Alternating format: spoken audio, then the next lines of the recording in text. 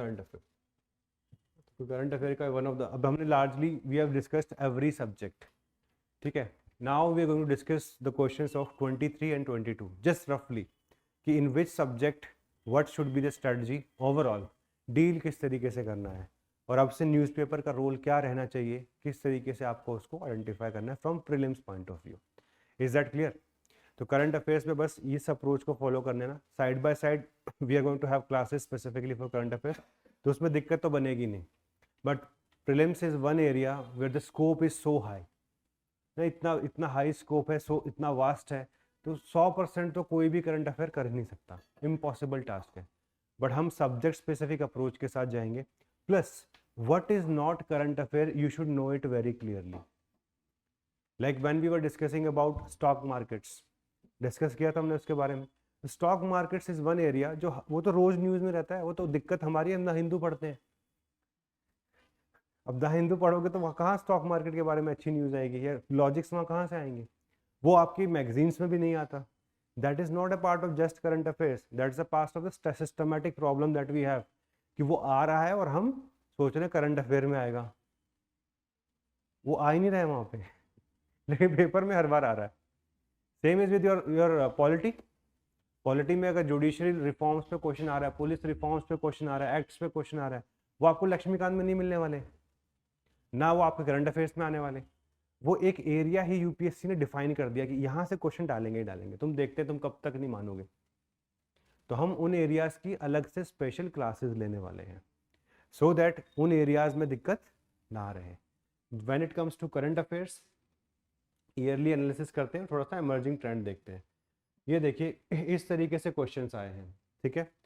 22, 23 ये आपके रफली क्वेश्चंस हैं। तो इंटरनेशनल रिलेशंस डोमिनेट कर रहे हैं, why? Because international relation they are asking lot of question from mapping, तो मैपिंग वहाँ पे बहुत ज़्यादा है।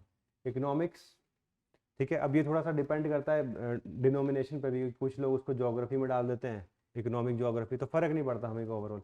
बट एक चीज़ देख लो, रफली अगर हम करंट अफेयर का सेक्शन दे तो कहाँ तक पहुँच रहा है? Around 30 are the number of question you can see in science and take, geography, environment, polity, governance, miscellaneous, सब कुछ मिला जुला लें, ठीक है, तो लगभग 30 से 35 क्वेश्चन के आसपास निकल के आ रहा है। और उन 30 से 35 क्वेश्चन को करने के लिए आपकी पूरी एक क्लैरिटी बननी चाहिए। Like if I see in IR, अगर मुझे कोई बोले कि 4 से 5 वर्ड में समझाओ what is the strategy for IR, so number 1 would be mapping, right? Number 1 would be mapping. It has no substitute. And वहाँ भी हमने themes के बारे में बात किया था, like the questions on conflict zones. Lots of questions are coming. 2 से 3 question, Africa focused questions are coming. So in mapping we have to be very very precise. Second, initiatives of international organizations, they are being asked, and organization and agreement signed between countries are asked, like questions on G20, countries bordering Ukraine, etc. Two areas are very very important. First, your mapping portion. Mapping portion से कम 50% questions आपके कहाँ के हैं? चाहे आप उसको world geography बोल लो, चाहे इंटरनेशनल रिलेशन बोल लो, कोई फर्क नहीं पड़ता। But 4 to 5 questions purely will come from international relation, from mapping part. Then the remaining areas, conflict zones पे बहुत focus रहता है। Like if you go for West Asia, West Asia में अभी भी trouble चल रहा है, they've asked at least 4 to 5 questions from West Asia in last 10 years. एक बार geographically पूछ लिया कि which of the following country is landlocked, Jordan हम सबको पता है, उसने ऑप्शन में वो दिया हुआ था। एक बार उन्होंने ये वाला क्वेश्चन पूछा था कि where is the Golan Heights। तो ऐसे ऐसे कुछ कुछ क्वेश्चन ज्योग्राफी के वहाँ से आते रहे।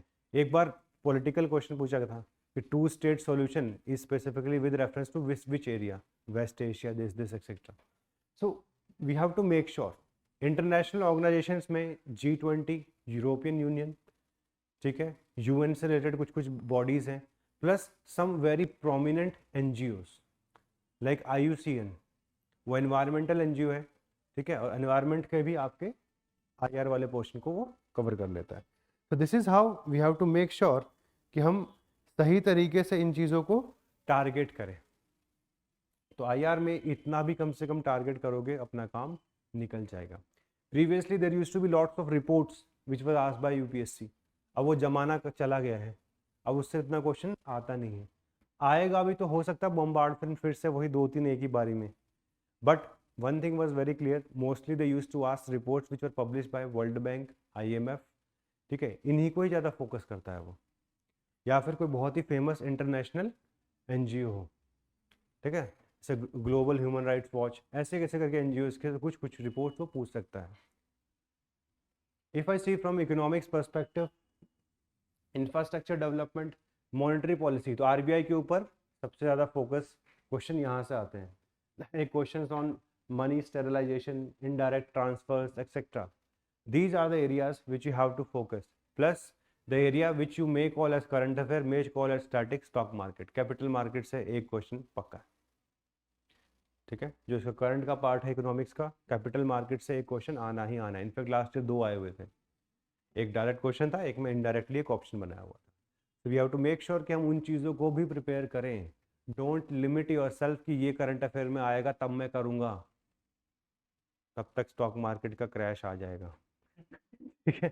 हमें कोशिश करनी है कि हम बुल रन का पार्ट बने, हर बार बियर रन में बैठे रहते हैं ऊपर से लेकर नीचे गिरने के लिए, कि हमारे आते ही क्रैश शुरू हो जाता है जी, ऐसे नहीं, पहले से ही तैयारी करके रखनी है उस चीज़ की। अगर खुद से जो भी प्रिपेयर कर रहे हो, make it very very valid कि हाँ ये करना है मैंने।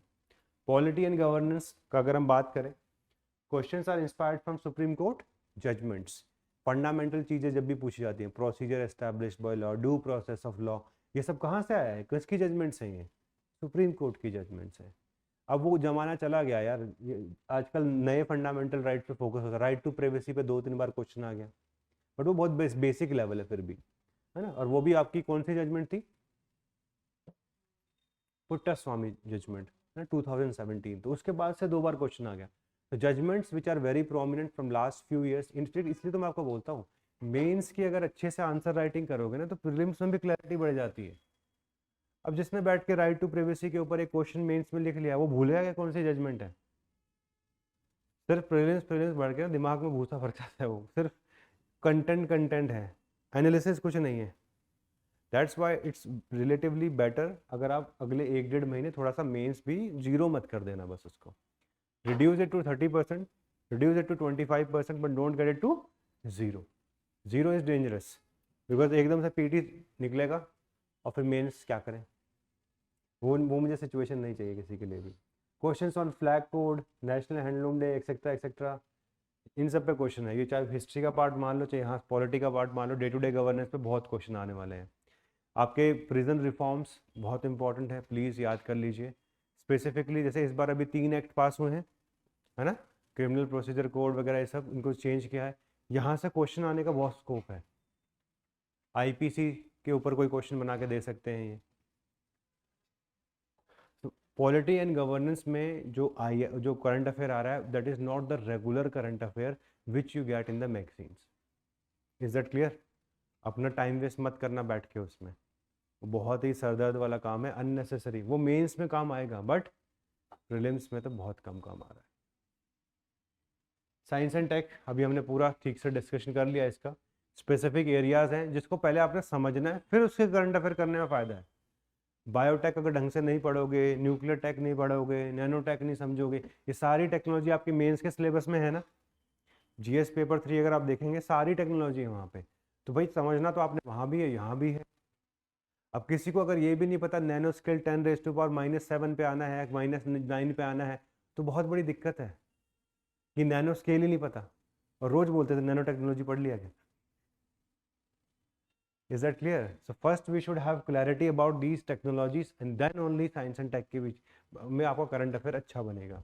तो इसका बेसिक वाले पार्ट को मत छोड़ो, टेक्नोलॉजी वाले पार्ट को, because when we see it only from current affairs perspective, हमें लगता है कि नैनो टेक पे 3 चीज़ें आई हैं, ये पढ़ के निकल लेते हैं, और वहाँ पे फिर क्वेश्चन सॉल्व होगा या नहीं होगा वो डिपेंड करेगा आपने कितना पढ़ा हुआ है। तो questions on various kinds of technologies जो हमने ऑलरेडी बात किया है, तो आप अच्छे से प्रिपेयर करोगे। बायोटेक, ICT, ठीक है, ये 2 टेक्नोलॉजी बहुत ज़्यादा इंपॉर्टेंट है, सबसे ज़्यादा क्वेश्चन इन दोनों के आसपास आते हैं। 3rd नंबर पे आपका स्पेस आता है, ठीक है, तो स्पेस टेक को अच्छे से करो, क्योंकि एक एक क्वेश्चन के लिए देखो फाइट है, और ये हमें साइंस एंड टेक से पता चल जाता है। और साइंस एंड टेक में सबसे मेजर कंपोनेंट आपका करंट अफेयर्स का है, सबसे मेजर कंपोनेंट। अगर हम 30 क्वेश्चंस लेके चल रहे हैं तो कम से कम 8 क्वेश्चन कहाँ से आते हैं? साइंस एंड टेक से आते हैं। साइंस एंड, इसलिए मैं आपको प्रायोरिटी में भी बता देता हूँ, number 1 subject for your current affairs, ठीक है, it should be economics, because economics is doable. Economics. Number 2 subject it should be science and tech, okay, number 2 subject should be science and tech. Number 3 subject should be international relations, because वहाँ से mapping वाला भी current का part आ जाता है। Third should be international relations. इन तीनों को अच्छा कर लो। These 3 are the bulwark of current affairs preparation. अगर इकोनॉमी, साइंस एंड टेक, ठीक है, और आईआर, ये 3 अगर आप पढ़ लोगे, economy, science and tech and IR, तो आराम से आपके 18 से 20 क्वेश्चन तो इन 3 सब्जेक्ट से ही आने हैं। इनके बाहर तो आने नहीं। 18 से 20 क्वेश्चन इन्हीं के अंदर से आने हैं। और ये तीनों एरिया ऐसे हैं जो डूएबल हैं in the exam hall. Next is your favourite, environment. कौन डांस करेगा, कौन क्या करेगा। यहाँ पे वो चीज़ें रिलेटिवली इजी हैं, like the important national park, ठीक है, विच आर इन न्यूज़। देखो इन पे क्वेश्चंस आ चुके हैं यूपीएससी, इसमें थोड़ा सा ये वाला पार्ट बेसिक से पीवाईक्यू से भी कर लेना, नेशनल पार्क वाला। जैसे कि आपको पता होगा, recently it has been in news the cheetahs which came from Africa they are dying, है ना। कौन से नेशनल पार्क में आया था? मध्य प्रदेश तक तो ठीक है, आगे हाँ कूनो ही है, इसका पूरा नाम है मुझे भी याद नहीं पूरा एग्जैक्टली, बट कूनो तो इतना तो याद है मुझे। हाँ कूनो नेशनल पार्क। तो अब चीतास दे आर डाइंग, ठीक है, तो अगली बार हो सकता है कूनो पे डायरेक्टली चीता पे क्वेश्चन ना हो, कूना के आसपास से कौन सी रिवर क्रॉस कर रही है। तो categories of questions you have to pick. which national park is famous for which specific species, ये हमें पता होना चाहिए। कुछ फेमस टाइगर रिजर्व्स हैं, ठीक है, कौन कौन से टाइगर रिजर्व कौन से एरियाज का पार्ट बनते हैं। एक बार ऐसा क्वेश्चन ही पूछ लिया था बायोस्फीयर रिजर्व के अंदर, in this biosphere reserve which of the following tiger reserve आते हैं, फिर बैठे रहो उसको लेके, कौन से में आता है कौन से में नहीं आता है। तो हमें ये थोड़ा सा वैसा एरिया जो हिट करना आसान नहीं है। इसमें जो आसान एरिया है वो आपकी क्लाइमेट कन्वेंशंस है, वो I think you can do it. Second, if you are doing any legislative part of environment, that is relatively easy. If any report is coming on environment, that is an easier part, ठीक है। जो भी किसी global organisation कोई part लेती है environment के लिए, that is an easy area, but the most difficult area is flora and fauna. तो उसके ऊपर थोड़ा कम टाइम दो अभी के लिए। कोशिश ये करते हैं कि मार्च एंड तक अपना प्रिपरेशन एक लेवल पे आ जाए। तो अगर कुछ टाइम वेस्ट करना भी हो बैठ के ऐसे वाले टॉपिक्स पे, तो अप्रैल में 2-4 दिन दे देंगे उसके लिए, बट मार्च तक अपना फंडामेंटली तो अच्छे बन जाए। And side by side, like I tell every time, कि यार सी सेट भी अच्छे से करो, बिकॉज देखो अभी जो पेपर 1 का कट ऑफ है ना, वो 85 के नीचे था इस बार, इतना तो लगभग अश्योर्ड हूँ मैं फॉर जनरल कैटेगरी। तो अगर 85 के नीचे है तो इट मीन्स कि ये इतना बड़ा चैलेंज नहीं है जितना पहले हुआ करता था। बट इस ट्रेंड से हम ऐसे भी नहीं चल सकते, बिकॉज हर साल एकदम से वो किसी साल आसान कहेंगे, क्योंकि कोई नहीं रहम किया 2024 में, रहम किया, इलेक्शन भी है रहम किया जाओ, है ना। तो रहम किया, तो अगर कुछ कट ऑफ एकदम से बढ़ गया तो हम इस माइंडसेट से नहीं जा सकते कि मेरे 85 आ रहे हैं, बाकी का पेपर नहीं कर रहा मैं। This happened with one of my friend. 2015 में कट ऑफ गया 108, ठीक है। 2016 में पेपर आ गया easy. All of us used to say 110 cross हो रहे हैं तो उसके बाद मत करो, ठीक है। अब तो 110 लाना अपने आप में मतलब एक गोल्ड मेडल मिलना चाहिए बट एनीवे, तो उन्होंने क्या किया कि एक पॉइंट के बाद करना ही बंद कर दिया। कट ऑफ हो गया 116, ही गॉट 114, और उसने 10 क्वेश्चन ऐसे ही छोड़े थे। पेपर इजी था 2016 में, ऐसा नहीं था कि बहुत मुश्किल था। आज के स्टैंडर्ड से तो बहुत मुश्किल। आजकल किसी को बोलोगे 110 लेके आ जाओ तो फिर तो वैसे आधे तो से छोड़ देंगे फिर मैं बायोटेक कर लेता एटलीस्ट यूपीएससी के लिए पढ़ा लेंगे ठीक है। तो वो सी स्ट्रेटजी काम नहीं करेगी, मतलब जितना आता है to the best of your ability उतना तो अपने को प्लान करना है। हमें पता होता है ना एक टाइम के बाद कि अब हम 50-50 नहीं कर रहे हैं, अब हम दुआ कर रहे हैं 50-50 और दुआ में डिफरेंस होता है 50-50 में फिर भी कुछ एक एलिमेंट लगा होता है ब्रेन का, दुआ में तो बस यही होता है कि नंबर दे देना मैं 10 कर रहा हूँ, 6 आपके ठीक है, तो दुआ वाले लेवल पे नहीं जाना है। अपना लक अपने हाथ में लेके चलना है। और पूरा जो आपका सेक्शन है करंट अफेयर्स का, इसमें सबसे ज़्यादा प्रायोरिटी इकोनॉमी को दो, आईआर को दो और साइंस एंड टेक, इन तीन को दो। लेकिन साइंस एंड टेक में बस एक ही प्रॉब्लम है, अगर टेक्नोलॉजीज ठीक से नहीं समझोगे तो पहले स्टैटिक पार्ट भी ठीक करना पड़ेगा, तभी करंट अफेयर अच्छा बनेगा। ये प्रॉब्लम आपकी इसमें नहीं है, आईआर में नहीं है। उसमें तो देखो मैपिंग है। अब सबको पता था यूक्रेन में कन्फ्लिक्ट है, सबने मिसाइल याद कर ली थी, कौन सी मिसाइल आई है यूएस की साइड से, कौन सा क्या। यूएसए ने कहा है ना, तो उस टाइम यूपीएससी को पता चल गया कि ठीक है ये सब तो तैयार करके बैठे हैं ये। ठीक है, कंट्रीज पूछ लेते हैं आसपास वाली। तो बहुत सारे कंसेप्ट हैं वर्ल्ड ज्योग्राफी में जो आपको पता होने चाहिए। Land locked country, double landlocked countries, ये भी कंसेप्ट है ना। डबल लैंड लॉक कौन सी होती है? हाँ हाँ, विच इज लॉक्ड बाय। हाँ, तो ऐसा कोई क्वेश्चन अगर यूरोप में पूछ ले, which of the following are double landlocked countries, तो कुछ लिस्ट रट्टाफिकेशन देखो करना पड़ेगा। This is useless thing, this is useless things, but अगर एक दिन आ गया तो आप क्या करोगे, है ना। तो it's just like challenging your self. और ये चीज़ हमें पता होनी चाहिए, अफ्रीका में पता होनी चाहिए कौन से कॉन्टिनेंट में सबसे ज़्यादा स्टेट्स हैं, ये हमें पता होना चाहिए। इंडिया की मैपिंग तो चलो आपको अलग से वैसे भी करनी है, ज्योग्राफी वाले पार्ट में आपको अच्छे से करना चाहिए। ट्रिब्यूटरीज वगैरह वाला पार्ट हो गया, वहाँ काफ़ी आता है। नेशनल पार्क वाला पार्ट बहुत ज़रूरी है। इस वाले पार्ट को मैं आपको अभी से सजेशन दे रहा हूँ, रात को आधा एक घंटा जब सब चीज़ से बोर हो जाते हो, मैपिंग की तरफ स्विच कर जाओ। एक महीना कर लोगे, you will feel very comfortable in this part. और ये एक ऐसा पार्ट है जिसमें अलग अलग तरीके से मैप को देखना आना चाहिए।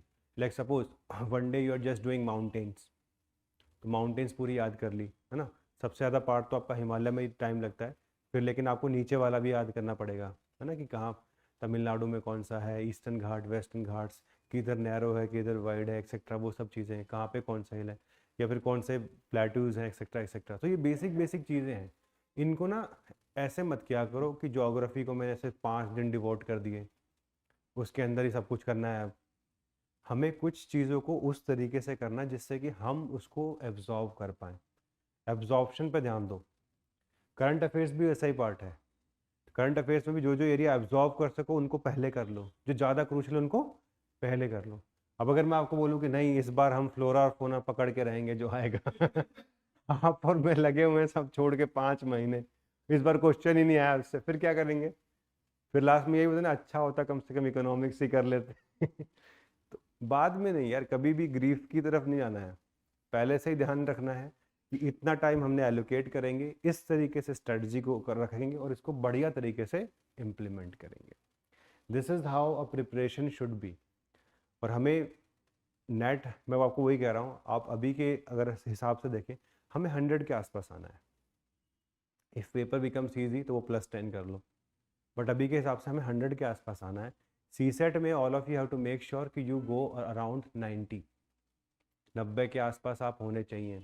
खतरों के खिलाड़ी वो 67.72, 67.34, ये सब नहीं काम करना है हमने। ठीक है, अब एक बार जल्दी से ये देख लेते हैं किस टाइप के क्वेश्चंस आएंगे आपको पूरे ओवरऑल करंट अफेयर्स में। टर्मिनोलॉजी बेस्ड बहुत क्वेश्चन होंगे यहाँ पे, बहुत क्वेश्चन कंसेप्चुअल भी हैं। कंसेप्चुअल वाला पार्ट साइंस एंड टेक में डोमिनेट करेगा, और फिर बहुत सारे तो फैक्चुअल, जैसे एनवायरनमेंट, है ना, कौन डांस कर रहा है, कौन क्या कर रहा है, एक्सेट्रा। तो देखो अब हमने सिर्फ 2 साल के पेपर देखते हैं current affairs point of view से। ठीक है, एनालिसिस हमने मोस्टली सारे सब्जेक्ट का कर चुके हैं। अब यहाँ पे क्वेश्चन देखो, ये वाला क्वेश्चन जो है ये अब कई साल से आईआर में चल रहा था। कौन से इकोनॉमिक कॉरिडोर्स है जिसमें इंडिया पार्टिसिपेट करना चाहता है, एक्सेट्रा एक्सेट्रा। तो वही BCIM, trilateral highway, east west corridor. तो इंडिया प्लस इंडिया के इंटरनेशनल दोनों कॉरिडोर, दोनों को उन्होंने मर्ज कर दिया। तो ये अगर आप मैपिंग करते, मुझे नहीं लगता इसमें दिक्कत आनी चाहिए थी, फ्रेंकली स्पीकिंग, क्योंकि ऐसे बहुत सारे कॉरिडोर हैं जिनकी बातें चलती रहती हैं। जरूरी नहीं है सारे के आपके मोटर व्हीकल वाकल। तापी जैसे एक कॉरिडोर बनाने की बात बहुत टाइम से चल रही है, अभी हम IMEC कॉरिडोर की बातें कर रहे हैं। तो ऐसे बहुत सारे कॉरिडोर्स हैं जिनकी बातें चल रही थी, बट नोबडी थॉट कि यूपीएससी प्रीलिम्स में ये सब पूछेगी।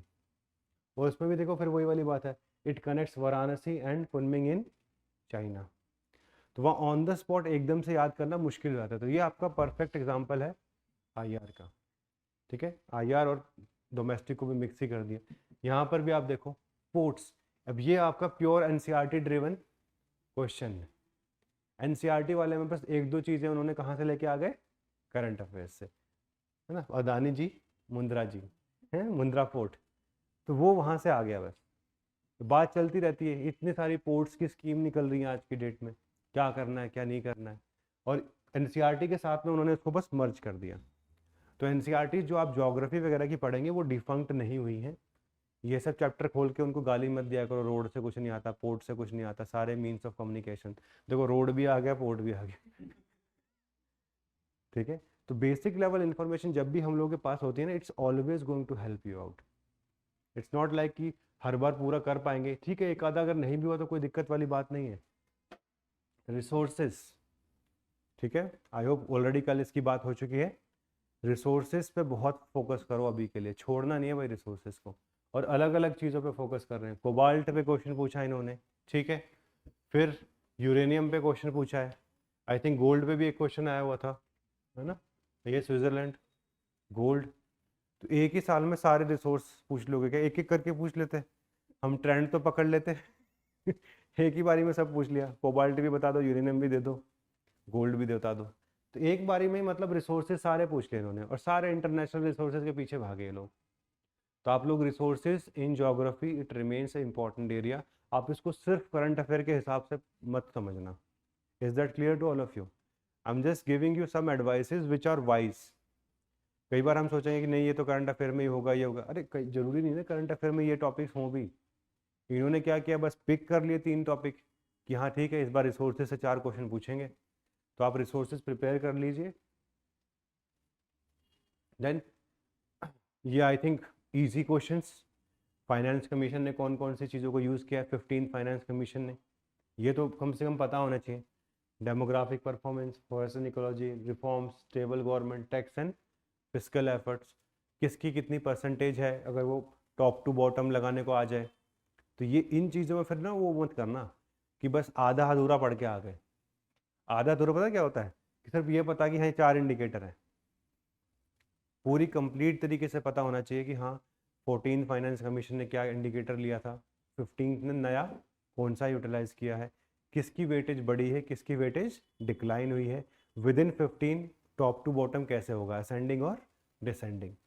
सो when you prepare it like this, इन क्वेश्चन से कुछ नहीं फर्क पड़ेगा आपको, ये बहुत आसान क्वेश्चन है, और ये इजी कैटेगरी का करंट अफेयर बोलूँगा मैं आपको, बट वही है, ये ट्रेंड वाला क्वेश्चन है।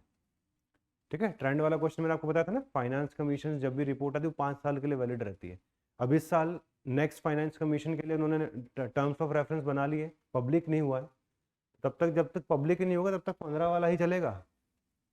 अब वो कुछ बताएंगे नहीं हम करना क्या चाहते हैं, क्या क्या क्या क्वेश्चन पूछें, ऐसा क्वेश्चन तो आएगा नहीं कि which finance commission has been appointed, उतना नीचे तो नहीं आएगा यूपीएससी। अभी वो बैंकिंग वाले लेवल की जनरल अवेयरनेस नहीं आई है 15, 16, 17। नेक्स्ट सेंट्रल बैंक्स, ठीक है, तो टर्म्स अपने को पता होनी चाहिए एग्जैक्टली क्या टर्म यूज़ हुई है। और एक ये जो इस तरीके का क्वेश्चन है, देखो पढ़ाई इस तरीके से करनी होती है कि ऑप्शन जिस तरीके से हम उसको समझ पाएँ, कि अगर ये चीज़ इसके साथ में आ रही है। Post pandemic recent past many central bank has carried out interest rate hikes, hikes किए हैं या कट किए हैं,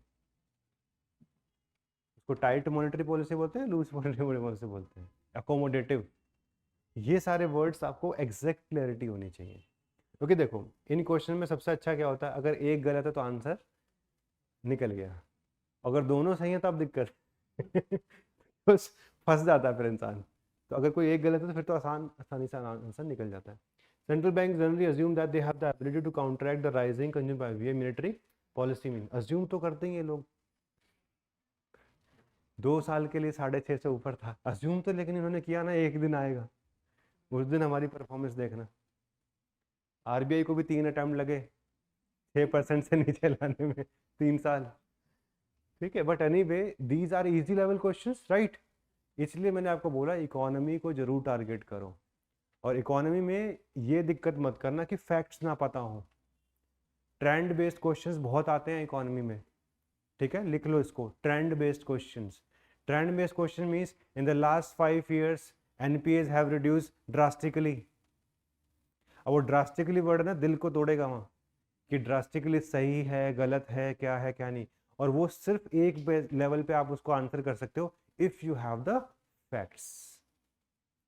Like I still remember in 2017 or 18 they asked the question that India's forex reserve have increased enormously in last 2 decades.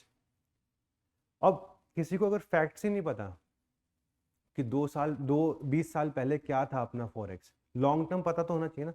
1991 तो पता ही होगा, 0 था, 3 हफ्ते के पैसे थे अपने पास, भीख मांगी थी हम लोगों ने. तो इनॉर्मसली वर्ड वहां पे लगता है, हाँ ठीक है यार, $500 बिलियन आज अपने पास. जैसे आपके पास पहले मान लो 50 रुपए थे, आज 500 करोड़, तो इनॉर्मस रिच हो गए ना. तो हम भी तो ऐसे ही हैं, 500 टाइम्स हमारी वेल्थ इंक्रीज हो गई. बनो ना, बनने ही तो आए हैं हम सब लोग. But any way, data is something which will help you in understanding the statements. अगर मान लो इतना भी पता है कि हाँ कोरोना के टाइम में स्टार्टिंग में इतना इंटरेस्ट रेट था, आज इतना इंटरेस्ट रेट है, तो कभी जरूरत पड़ी उसको सोचने की, समझने की, तो कर पाओगे कि नहीं कर पाओगे. यूएस में कितना रहता है ये रेट ओवरऑल? यूएस में बहुत कम रहता है in general interest rate. Like अभी उनका भी डेकेड हाई चल रहा है. अभी सारा फाइनेंस का डेटा उथल पुथल हो रखी है, ये बात आप मानते हो ना. इंडिया की कैड कल परसों आपने देखी होगी, वन ऑफ द लोएस्ट. सारा इकोनॉमिक डेटा कॉमन सेंस से बाहर जा चुका है. कोरोना वाले ईयर में there was one specific quarter हमारा कैड था ही नहीं, हम पॉजिटिव में थे. In general CAD positive developing country के लिए अच्छा नहीं होता, बिकॉज हमें एक्सपैंड करना है, हम कॉन्ट्रैक्ट हो रहे हैं. पॉजिटिव तो हम कर सकते हैं, लेना देना बंद करो, पर उससे आपकी इकोनॉमी ग्रोथ खत्म हो जाएगी. तो ये चीज़ें आपको बेसिक लेवल पे समझनी है. इकोनॉमिक डेटा की रीडिंग समझो. लाइक यही ट्रेंड के क्वेश्चन बार बार है. In the last 10 years public sector banks have been recapitalised enormously, और the recapitalisation has increase significantly. तो ये सिग्निफिकेंटली, इनॉर्मसली, ड्रास्टिकली, ये सारे आपके कीवर्ड्स डेटा के बेसिस पे ही आप याद कर पाओगे. Is that clear to all of you? तो ये ट्रेंड जो है हर सेक्टर का पता होना चाहिए. मान लीजिए अगली बार एग्रीकल्चर एक्सपोर्ट पे क्वेश्चन आ जाए कि agriculture exports have increased enormously in last you can say last 2 decades, तो पता तो नहीं चाहिए 20 साल पहले था कहाँ थे हम, है ना. इंडिया की जीडीपी न्यूज़ में है बहुत, तो जीडीपी के ऊपर भी कोई क्वेश्चन आ जाए कि लास्ट 10 years, अब तो लगभग 10 years हो भी गए इस गवर्नमेंट के पूरे, last 10 years India GDP rate has increased enormously, तो पता तो होना चाहिए कि मोदी जी ने 2014-15 में क्या किया था, कितना परसेंट था और आज कितना परसेंट है. एक ग्राफ बना के आप एक अपनी कॉपी में बना लो. ये ट्रेंड बेस्ड क्वेश्चंस ना, अगर मान लो आ गए 2-3, तो आप किंग बन के निकलोगे. बस डेटा समझ में आना चाहिए, तभी एनालिसिस हो सकता है पेपर में. और ये चीज़ें ज़रूरी नहीं है कि हर बार करंट अफेयर्स के अंदर बैठी हो. We will try level best कि हम भी सारे ट्रेंड्स पकड़ के आपको एक क्लास में ट्रेंड्स ही करा देंगे सारे, कि अब दिक्कत ही नहीं होनी चाहिए किसी लेवल की. बट आप भी जब पढ़ाई करते हो किसी सब्जेक्ट को, तो हमेशा सोचो कि कैसे पढ़ाई करना है. Is that clear? अगर ऐसे क्वेश्चन आ रहे तो हमें भी उसी तरीके से पढ़ना पड़ेगा. India has more arable area than China, ये अब एनसीईआरटी वाली कहानी है, ठीक है. उसको गाली देते थे, ये क्या इससे कुछ नहीं आता, कुछ नहीं आता, कुछ नहीं आता इससे, और वही आया एक दिन. ये average productivity per hectare in Indian agriculture higher than, तो ये तो सबको पता झूठ है. ये इकोनॉमिक सर्वे से है. इकोनॉमिक सर्वे ने एक बार वीट और राइस का डेटा दिया था कि इंडिया में इतना प्रोडक्टिविटी है, इंडिया में इतना है. इनफैक्ट हम तो बांग्लादेश से भी नीचे है राइस में. अब ये अगर अगली बार आ जाए कि India is lower than Bangladesh in rice productivity, अरे ऐसा कैसे हो सकता है?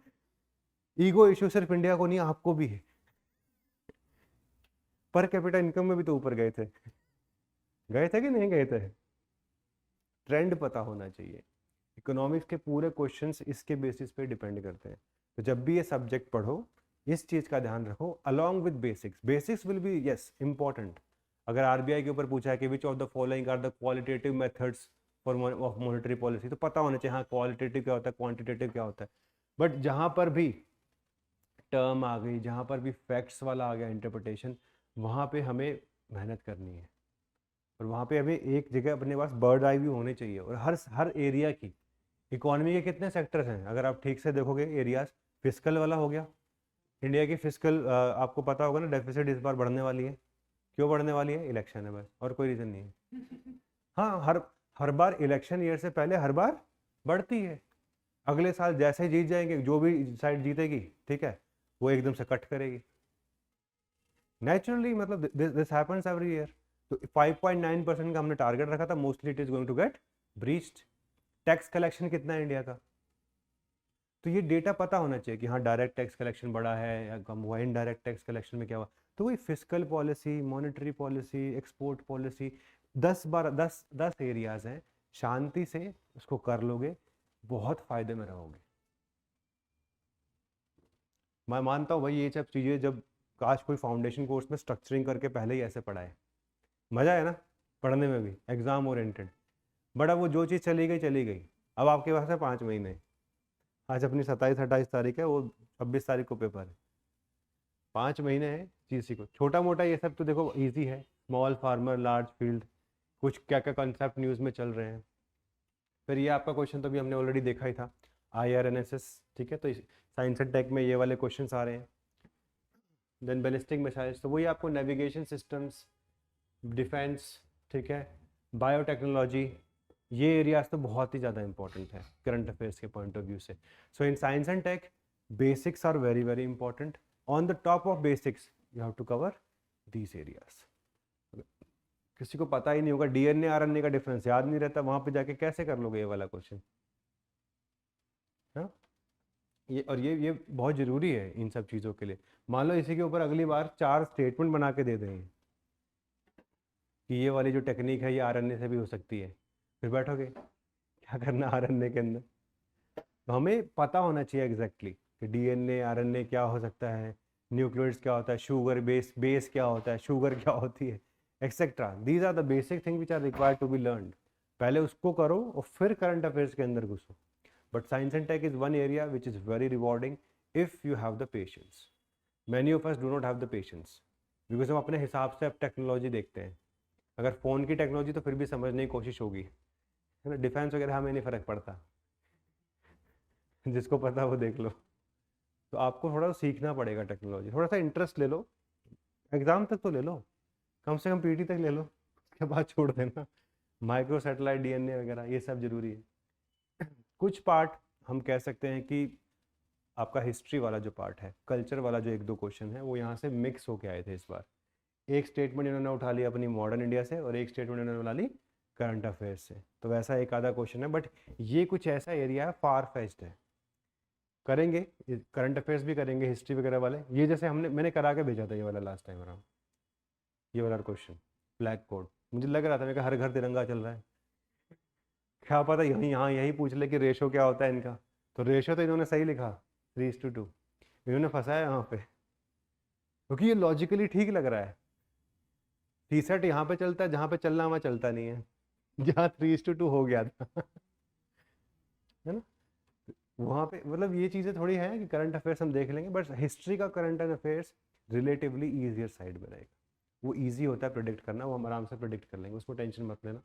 ये अब जो एरियाज़ है IR वाला जो मैंने आपको समझाया था भाई कि IR में नॉर्थ की वो इतनी, अब ये ऐसे एरियाज़ हैं, क्या डिस्प्यूट है, अफ्रीका स्पेसिफिक, कहाँ फेमाइन है, कहाँ पे टेररिस्ट अटैक है, कहाँ पे क्या है। तो अफ्रीका जब न्यूज़ में आए तो उसको पेपर को बंद मत किया करो, खोला करो उसे।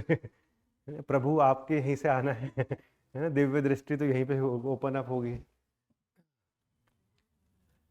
लैंड बॉर्डर विद यूक्रेन, ये सारे भाई लगते हैं, लाटविया लिथुआनिया ये सब। कौन कहाँ किधर है पता नहीं। पता होना चाहिए। देखो यार चीज़ें ऐसी हैं, ठीक से पढ़ोगे तभी तो आएगा।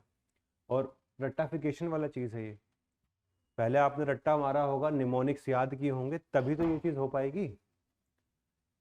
तो UPSC कई बार पता क्या करता है, एक बार ये दे दिया, अगली बार दे देगा यूक्रेन की कुछ 1-2 रिवर्स, ठीक है, 1-2 रिवर ऐसा होता है। मतलब I have seen it. Volga river एक वो फेमस, ठीक है, वो कैस्पियन सी में आती है। कैस्पियन सी की कौन कौन सी बाउंड्रीज हैं, कैस्पियन सी, मेडिटेरेनियन सी, ये आपका रेड सी, ये सब इन पे बहुत क्वेश्चन आए। मैपिंग में यही है, इसलिए मैंने आपको बोला था PYQ में अगर मैपिंग वाले क्वेश्चन सॉल्व करने हो तो कर लीजिए। It is going to give you a lot of comfort, क्योंकि खुद से जब हम मैप मान लो एड्रेस लेके बैठे हो, थोड़ी देर में खो जाते हो, अच्छा यहाँ घूमने चले तो वीडियो दिखाना एक बार यूक्रेन का क्या चल रहा है ये सब नहीं करना बैठ के, थोड़ा पीवाई सामने रखो, उसको ही सॉल्व कर लो, लेकिन प्रैक्टिकल तरीके से, आंसर देख के नहीं, अच्छा इसका बी इसका सी, प्रैक्टिकल तरीके से। मैपिंग बहुत ज़्यादा जरूरी है, ये देखो पूरा मैपिंग ही मैपिंग है, ठीक है। Syria, Ethiopia, north Yemen, areas of conflict, ऐसे ऐसे एरिया डाल रखे हैं इस पर, पता नहीं मतलब कहाँ से दिखाया है लोगों ने। देन चैड, गिनी, माली, सुदान, सबसे पहले तो अफ्रीका सिविल सर्विसेज का पेपर लग रहा है ऐसा लग रहा है अफ्रीकन यूनियन में भेज देंगे इसके बाद डेपुटेशन पे, है ना मतलब एक साल में 4 से 5 क्वेश्चन, वो भी सिर्फ अफ्रीका स्पेसिफिक आईआर से, दैट्स टू मच। तो हमें इसके ऊपर एफर्ट डालना है। Is that clear to all of you? Effort डालो इसके ऊपर, जब पढ़ोगे वहाँ पे हो सकता है 2-3 क्वेश्चन एक्स्ट्रा बना के आओगे, और वो जो कंफर्ट होता है ना वो मेंस क्लियर करवाएगा। जिस दिन पीटी दे के आओगे अगर उस दिन भी लगेगा ना होगा नहीं होगा वो पत्ते वाला, फिर वो 10 दिन खराब कर देगा। तो इट्स ऑलवेज बेटर कि हम कोशिश करें पहले ही कंफर्ट जोन में रहें, दोनों आपका paper 1 as well as CSAT वाले पार्ट में। तो इसमें I think one thing is very clear, we have to make sure that we do mapping, ठीक है। जो भी करंट अफेयर्स में डेली बेसिस पे, इसको आप प्लीज़ डेली एक्सरसाइज बना लीजिए मैपिंग को, it's going to help you lot. 8 से 10 क्वेश्चन का सवाल है, जैसे मान लो रिसोर्सेज है, वो भी मैपिंग का पार्ट है एक तरीके से, ठीक है। अगर ठीक से पढ़ोगे कि हाँ ठीक है इस एरिया में, ज्योग्राफी का मेंस वाला पार्ट में भी आपका रिसोर्सेज है हर जगह, तो वो आपका इंटीग्रेटेड प्रिपरेशन है। कोई मेंस का टेस्ट भी लिख रहे हो ज्योग्राफी का तो लिख के दे दो, दोनों पार्ट में आ जाएगा। तो रिसोर्सेज एक एरिया है जो हम इजीली आइडेंटिफाई कर पा रहे हैं, मैपिंग एक एरिया है जिसको बहुत अच्छे से यूपीएससी बार बार पूछ रहा है, तो इन एरियाज को आप अच्छे से प्रिपेयर करेंगे। Stability and growth pact of European Union, European Union is one area जहाँ पे बहुत क्वेश्चन पूछता है, छोड़ता ही नहीं है वो, कुछ भी उसका एक पैक्ट आ जाए उसको सबसे उससे पहले इसको चिंता हो जाती है ना वहां से क्वेश्चन आता है, यूएसए, ईयू, ठीक है। तो previously it used to be like those things which affect India and its interest, वहां से पूछता था। अब तो बहुत सारी ऐसी चीज़ भी है जो इंडिया के इंटरेस्ट को कोई लेना देना नहीं है, हमें बस लेकिन जानना है उनके बारे में, बिकॉज बहुत सारी चीज़ें हम इन लोगों से एक्चुअली बोरो करते हैं। जैसे मान लो फिजिकल डेफिसिट का टारगेट 3%, ये किसी ने ऐसे सजेस्ट नहीं किया, ये लोग करने लगे, हम भी करने लगे पीछे पीछे, कोरोना आया, इन्होंने ब्रीच किया, हमने भी कर दिया। तो बहुत चीज़ों में ना, बहुत इकोनॉमिक्स में पॉलिसीज चलती नहीं है। अभी इस टाइम पे कोई नहीं बोल रहा 3% ऑफ फिजिकल डेफिसिट होना चाहिए, 6% अब न्यू नॉर्मल बन गया। जैसे वेव जाने वाली थी, इलेक्शन ईयर आ गए, एक साल फिर से पॉज, तो अब देखेंगे अगले से अगले साल कुछ होता है तो ठीक है। तो हम इन लोगों से काफ़ी सीखते हैं, limits the level of budgetary deficit of the countries of European union, तो वो वही वाला कंसेप्ट है, वो इकोनॉमिक वाले पार्ट को यहाँ से पूछ लेते हैं। Next, global compact for safe, orderly and regular migration, यहाँ से क्वेश्चन वही सेम, यूएन इम्पॉर्टेंट है। यहाँ पे आईआर में थोड़ा सा एक्स्ट्रा पार्ट करना पड़ेगा। G20 पे देखो रिपीट क्वेश्चन भी बन सकता है, इस बार बहुत हुआ है, पूरा इंडिया की प्रेसिडेंसी में पता नहीं कितनी चीज़ें हुई हैं G20 के अंदर, उस पर फिर से क्वेश्चन आने का बहुत बड़ा स्कोप है। Then UN report, okay. Water के पीछे तो देखो कम से कम 3 से 4 बार क्वेश्चन आ चुका है पिछले 4 साल में। Water is very very important area, like एक नीति आयोग ने रिपोर्ट दिया था water stress districts in India, उस पर क्वेश्चन आया, यूएन ने दिया। देखो water is going to become a scarce commodity, all of us know it. There is a very famous campaign which keeps on going, zero water zero day, जिस दिन zero zero रहेगा। ये south Africa में बहुत चलता है, अभी test match चल रहा है ना, वहीं से स्टार्ट हुआ था ये। वहाँ की कुछ सिटीज़ हैं, they were not having water even for drinking purpose, Cape Town. तो ये वर्ल्ड वाटर डेवलपमेंट रिपोर्ट इसलिए इंपॉर्टेंट हो जाता है पूरे वर्ल्ड के लिए, और यूपीएससी भी इसको फॉलो करता है, ठीक है। तो आप लोग कुछ जो इंपॉर्टेंट रिपोर्ट्स हैं, अब देखो पहले क्या होता था कि world water development report is given by which of the following, UN this 4, easy, मज़ा नहीं आ रहा। स्टेटमेंट 1 स्टेटमेंट 2, अब बताओ, रिपोर्ट जाननी थी ना, एनालिसिस करके आए हो, है ना। तो ये पहले होता था कि डॉक्टर को दिखाते थे रिपोर्ट कि आप बता दो, रिपोर्ट तो है हमारे पास, अब वो उससे काम नहीं चल रहा है, एनालिसिस करके लेके आओ, मुझे बताओ आरबीसी कम क्यों है बट एनीवे, रिपोर्ट्स के ऊपर analysis level question can come very quickly in the coming times. ये उसका बहुत बड़ा नक्शा है। एक एक क्वेश्चन को जब हम पढ़ते हैं ना तो मेरा दिमाग चलता है भाई ट्रेंड कैसे बन सकता है, और हर क्वेश्चन को देख, इवन दो काफ़ी टाइम लगता है, पागल हो जाएंगे ऐसे देख के तो एक एक क्वेश्चन को, but this gives us a lot of clue so that we can apply them in our methodology of teaching, और आप लोगों को फ़ायदा हो ईयर में। तो ये एरियाज मैं आपको पहले ही समझा दे रहा हूँ। इन्वेजिव स्पीसीज, अभी देखो ग्लोबल एनवायरमेंटल रिपोर्ट्स उन्हीं के अंदर से है ना, रेड बुक है उसके अंदर से डेटा वगैरह निकाल के देते हैं वो, और I think this was relatively easy also, not difficult at all. कुछ कुछ अब इनको मज़ा आने लग गया है ना, स्पोर्ट्स। बहुत लोगों ने हॉबीज़ में लिखा मैं चेस खेलता हूँ। इन्होंने कहा जब सब लोग चेस ही खेलते तो हम चेस खिलाते हैं तुम्हें एक बार। ओलंपियाड का बताओ दो चार चीज़ें, ऑफिशियल मैस्कॉट कौन है, first time chess Olympiad India में हो रहा है, ये है वो है, इसका कप उसका कप सारे कप आ गए यहाँ पे। अब जिसको जो चेस खेलता ही नहीं बेचारा कहाँ से बताएगा। अब तुम बोलोगे ये करंट अफेयर्स में था, अरे सब करंट अफेयर्स में तो पता नहीं क्या क्या होता है, सब कुछ थोड़ा ना कर पाओगे। तो ये ऐसा एरियाज है, आई वुड ऑलवेज से जाने दो। एक आधा क्वेश्चन नहीं आता हो तो क्या फ़र्क पड़ जाएगा उससे, लेकिन इसके लिए मेहनत कितनी करोगे आपको पता है। अब आपको लगेगा अगली बार टेनिस आएगा शायद, अगली बार ये आएगा, क्रिकेट क्रिकेट पूछा था एक बार तो, है ना, अगली बार कोई और कब पूछ लिया तो इम्पॉसिबल टास्क। एक एक क्वेश्चन के लिए स्ट्रेटजी नहीं बनती, क्वेश्चन ट्रेंड के लिए बन सकती है, और पहले हमें ट्रेंड को पकड़ना है। ये सब जो बकवास चीज़ें हैं ना ये अप्रैल के लिए छोड़ दो, 15 अप्रैल से लेके 20-25 अप्रैल का एक टाइम निकालेंगे जिसमें पहले अपनी प्रिपरेशन तसल्ली कर लेंगे, now we are ready for playing chess तक। है ना, पहले खुद तसल्ली कर लो, उसके बाद फिर इन सब पर टाइम वेस्ट करो। पहले अगर अभी करोगे तो खुद ही चेकमेट होके बैठ जाओगे। एक क्वेश्चन के लिए कितना टाइम वेस्ट करेंगे हम, नहीं करेंगे ना। तो कुछ कुछ जगह छोड़ना भी पड़ता है क्वेश्चन को, ये भी स्ट्रेटजी का पार्ट होता है। 100 क्वेश्चन वाली स्ट्रेटजी मेरे को नहीं पता, ठीक है, चेस वेस छोड़ दो इसको, इसके पीछे नहीं पड़ेंगे। स्कीम्स, जननी सुरक्षा योजना, जो जो उस साल आपके बजट में डिस्कस होती है, जिसको बजट दिया जाता है, जो बहुत इंपॉर्टेंट स्कीम है गवर्नमेंट की, उनको कम से कम हम लोगों को करना पड़ेगा। इसके ऊपर हम आराम से कम 1 से 2 क्लासेस लेंगे, ठीक है, जो इंपॉर्टेंट स्कीम्स होंगी बड़े करेंगे। जैसे एनीमिया मुक्त भारत स्ट्रेटजी हो गया, या फिर जननी सुरक्षा योजना होगा, तो वुमेन रिलेटेड जो स्कीम्स थी उन पर एक्स्ट्रा फोकस था। और देखो अगर अपने को सच बात बताऊँ, हंगर रिपोर्ट में भी इम्प्रूव करना है तो एक सबसे बड़ा इंपॉर्टेंट चीज़ क्या है, एनीमिया को कम करना। Because if anaemia is there, the same thing trait are going to become part of the baby also, and eventually वो लॉन्ग टर्म इशू बन जाता है। और बहुत सारी रिपोर्ट्स ऐसी हैं कि इंटेलिजेंस ऑफ द बेबी, ठीक है ना, it depends upon the nutrition level of the mother.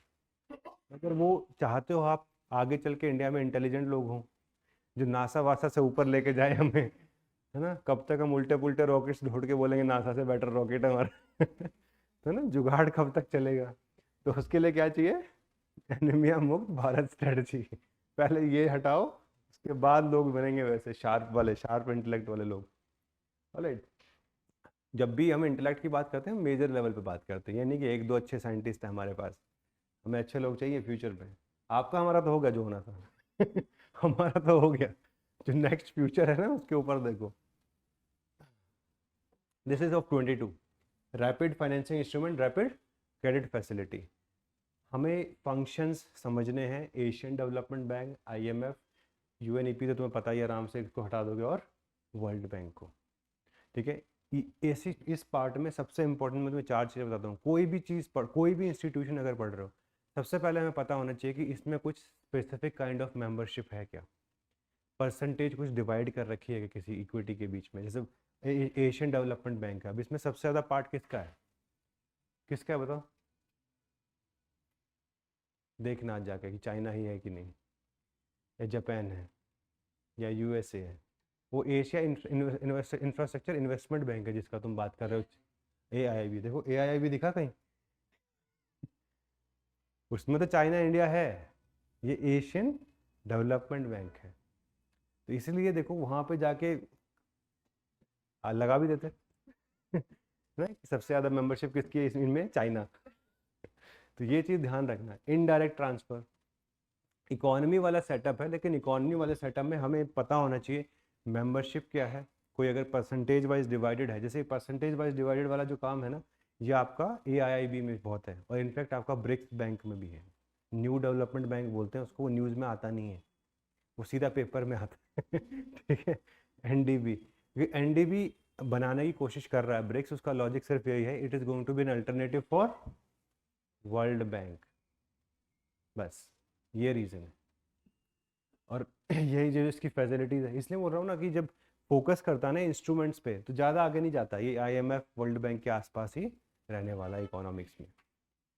Then your indirect transfers, inflation index bonds, ठीक है, बहुत साल तक न्यूज़ में था, मैं आपको सच बता रहा हूँ, ये 1-2 साल की कहानी नहीं है, ये 2014 से चल रहा है। 2014 की बात है जब फिजिकल अपना करंट अकाउंट डेफिसिट बहुत ज़्यादा बढ़ने लग गया था, और नेचुरली गोल्ड इसका एक मेजर रीज़न है। इंडिया में बिना गोल्ड तो बात ही नहीं होती है ना, प्यार हो, मोहब्बत हो, शादी हो, बिना गोल्ड के तो बात ही नहीं हो, भगवान भी बिना गोल्ड के खुश नहीं होते यहाँ पे, तो मंदिर में भी गोल्ड जाएगा हर जगह। तो इसलिए ये क्या लेके आए, inflation index bonds, so that, क्योंकि इंडिया में बहुत बड़ी हैजिंग माना जाता है किसको, गोल्ड को, कि लॉन्ग टर्म रिटर्न इसके कितने होते हैं गोल्ड के, बताओ लॉन्ग टर्म रिटर्न कितना होता है गोल्ड का, पिछले 10 साल में कितना रिटर्न दिया है गोल्ड ने, सबके घर पे होगा, लॉकर में छुपा के रखा होगा।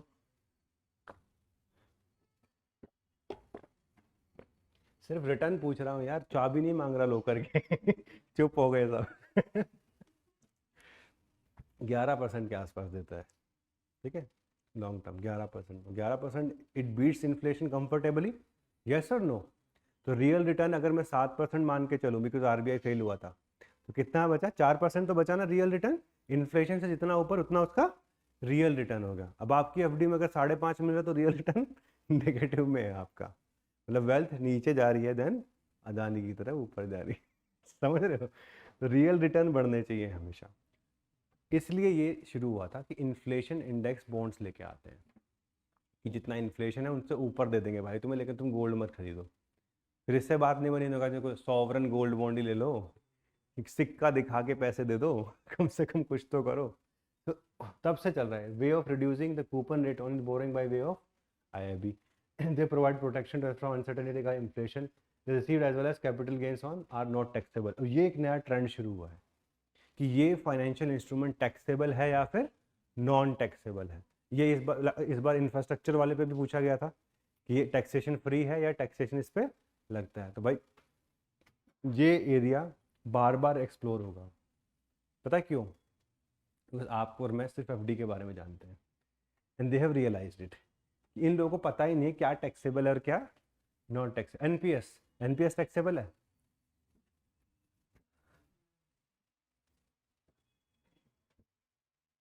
यस नो, कितने लेवल पे अनटैक्सेबल है,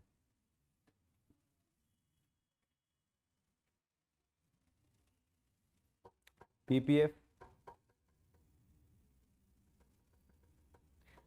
सबके मम्मी पापा रिटायरमेंट के पास तो होंगे, ये 5 साल के अंदर होगा मैक्स, तुम्हें 7 से 8 साल, उससे कम तो फिर तो अंडर एज हो यूपीएससी के लिए राइट तो पता होना चाहिए ना, पता होना चाहिए कि नहीं होना चाहिए, क्योंकि लास्ट में आपसे पूछेंगे बेटा कुछ फाइनेंशियल प्लानिंग करनी है क्या, मुझे क्या पता, आप तो मेरे अकाउंट में पैसे डाल दो बस, है ना। तो आपको अगर पता होगा तो आप अपने उनके फाइनेंसेस सुधार सकते हो।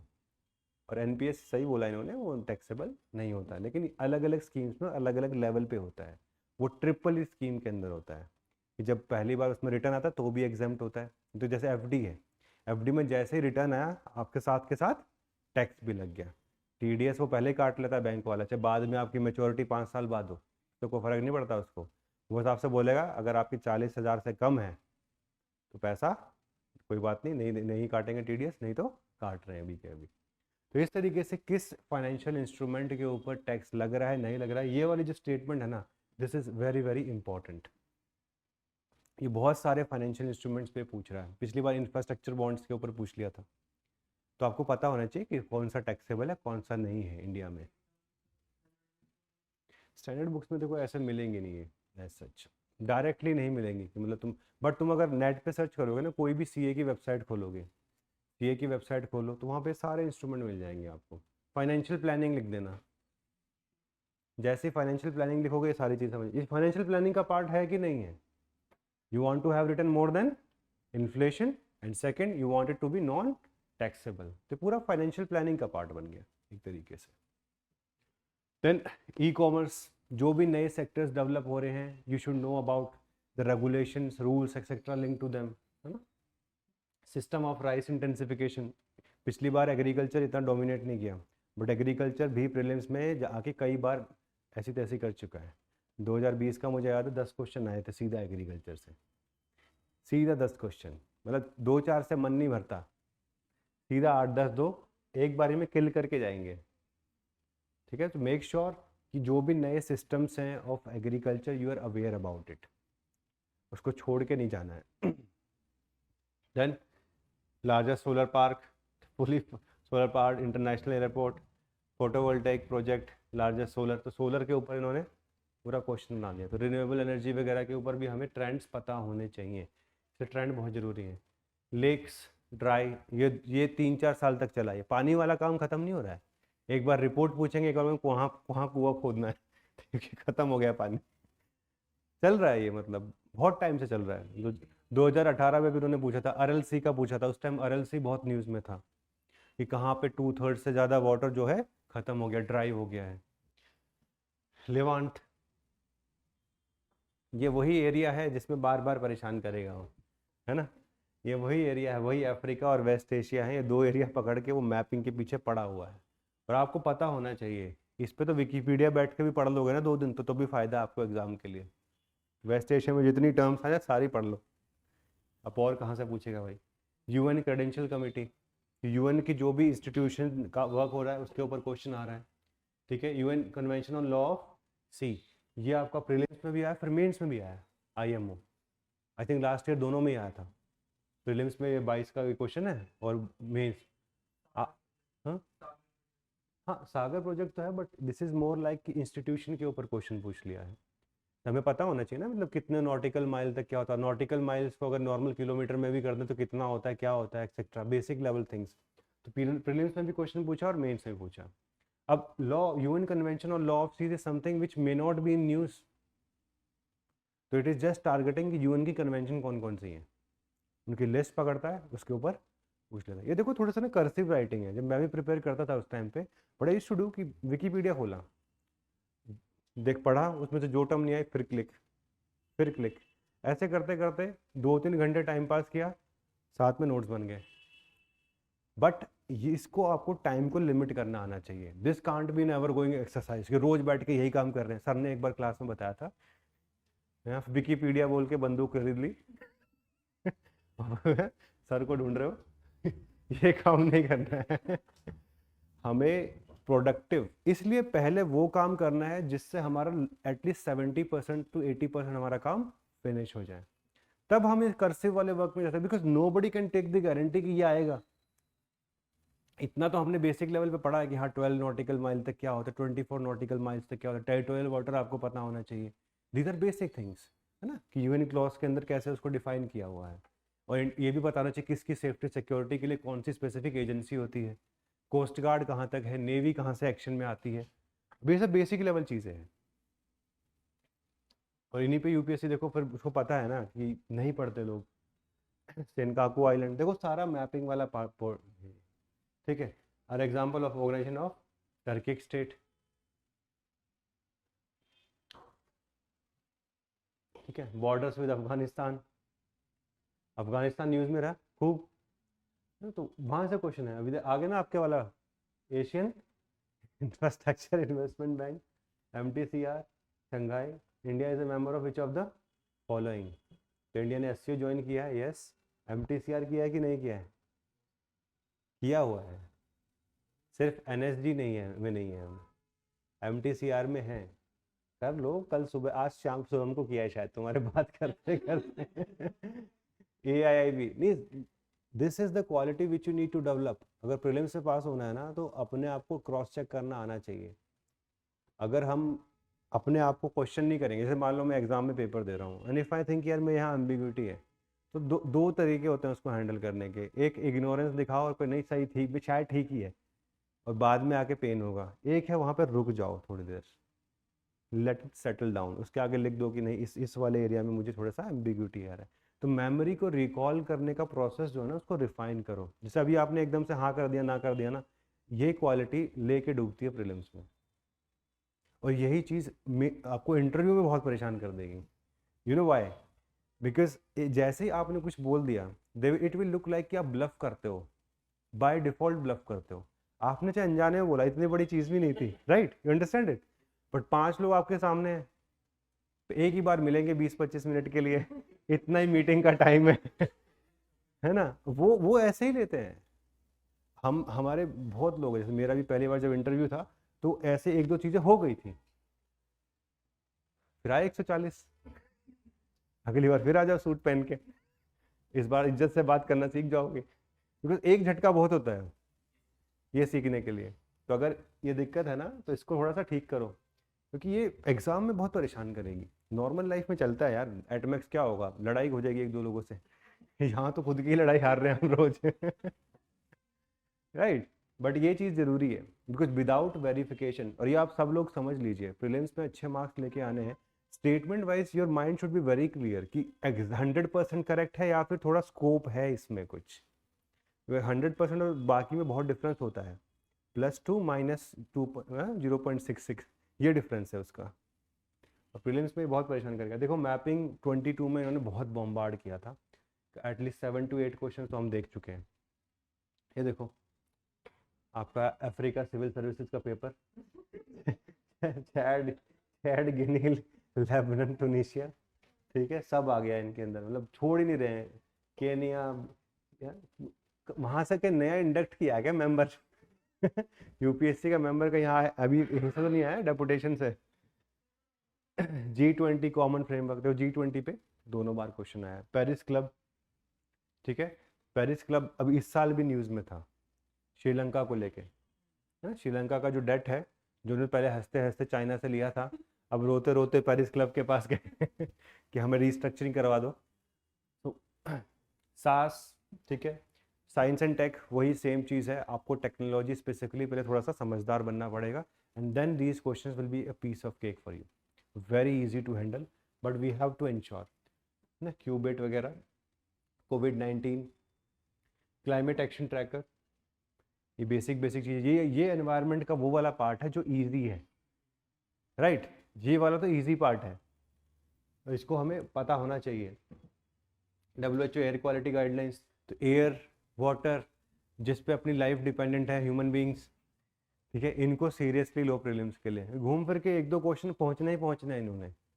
हर साल अपना यहाँ पे दिल्ली के पोल्यूशन तो होना ही है ना, PM 2.5, ये कहते हैं 24 hour mean should not exceed 15, है ना, 24, इतना तो हमारा सेकंड्स में घूम जाता है यहाँ पे तो क्या ही बताएं। तो वो WHO का, और इन्होंने WHO के बारे में पूछा, बिकॉज इससे पहले ना ये हमारे बारे में बात कर चुके हैं। हमारा जो एयर क्वालिटी इंडेक्स है ना, उस पर 2014-15 में क्वेश्चन पूछा था कि this air quality index has which of the following gases are measured, तो उसमें सारा लिखा हुआ था, वो NO2 के बारे में, CO के बारे में, जो 5-6 होता है, ओजोन भी आता है उसके अंदर, हाँ ना?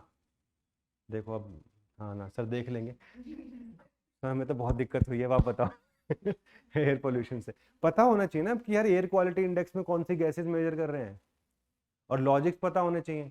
उसमें एक उन्होंने ऑप्शन में CO2 डाला हुआ था। CO2 नॉर्मली फायदा क्या CO2 को करने का, है ना, एयर क्वालिटी का उससे कोई रिलेशन नहीं है।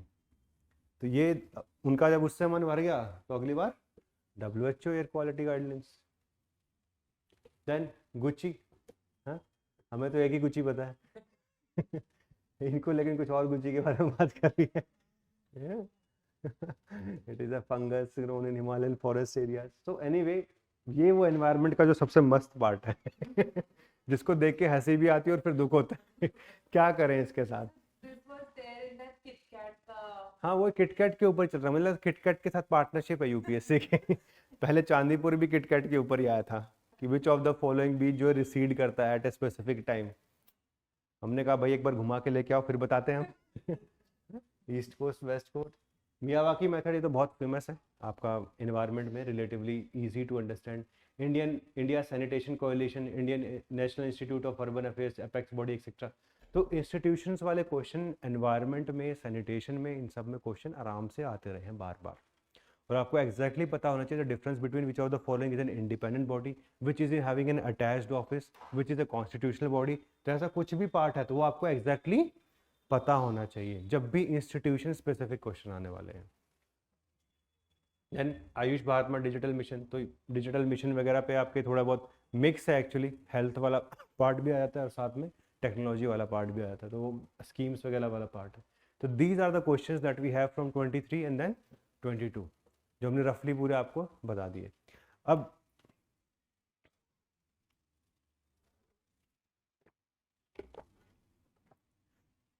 दो चीज़ें अब आपको ध्यान रखनी है, ठीक है। हर सब्जेक्ट का एक तरीका है पढ़ने का, और हर सब्जेक्ट को जिस तरीके से पढ़ोगे उतना ज़्यादा मार्क्स आने वाले हैं।